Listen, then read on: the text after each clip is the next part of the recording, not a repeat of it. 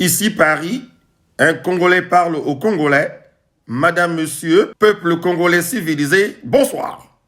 Et Sassou Denis tomba dans son propre piège. L'homme qui se croyait invincible mystiquement se voit troublé par sa stupidité légendaire. Botomo Tala, Sassou a toujours eu peur de son ombre. Il ne faut pas faire à autrui ce que tu n'aimerais qu'on te fasse. Ceci est à retenir, les amis.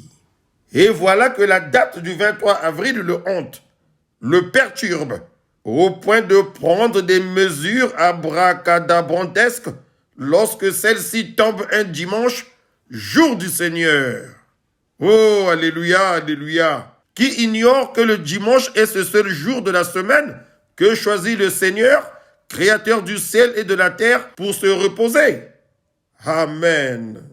Le Néron de la Mbochini aux origines douteuses, le Majoran de Mbunda, que la planète entière nous envie, aurait pu inaugurer son machin un jour ouvrable, au lieu d'interdire aux confessions religieuses de la contrée de l'empire sataniste d'Oyo de partager le corps de Christ en ce dimanche 23 avril 2023. Peuple congolais civilisé, je vais vous faire une confidence que les non-initiés ignorent complètement. Sassou Denis est en train d'être rattrapé par ses travers sur le plan spirituel. Souvenez-vous que c'est un certain 23 avril qu'il prit l'initiative macabre d'exposer au stade de la Révolution les corps sans vie de Diawara et ses compagnons Ikoko, Bakekolo, Oluka, etc. après les avoir mutilés, brûlés au chalumeau et exécutés froidement la veille et ou à l'aube dans les encablures de l'état-major général pour certains, à la résidence officielle d'un dignitaire, pour ce qui est du grand ange Budé Diawara, à en croire certaines sources. 23 avril 1973, 23 avril 2023, cela fait jour pour jour 50 ans.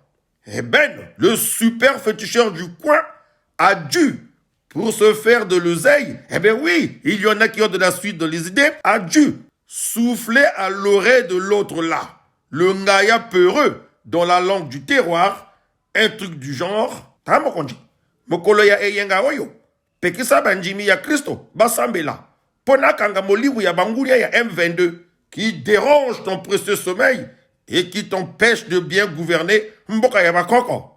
N'importe quoi, dirait l'autre. Et vous l'avez compris, oh, ceci explique cela. Sur ce, est-il nécessaire de faire une projection sur la date du 18 mars 2029 qui tombera un dimanche, jour du Seigneur?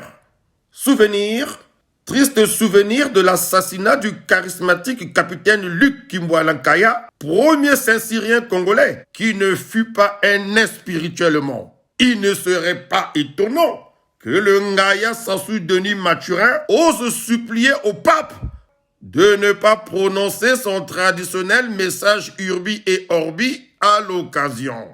Eh, Sassou Denis, magie noire, na magie blanche, plus haine, jalousie, sangisa.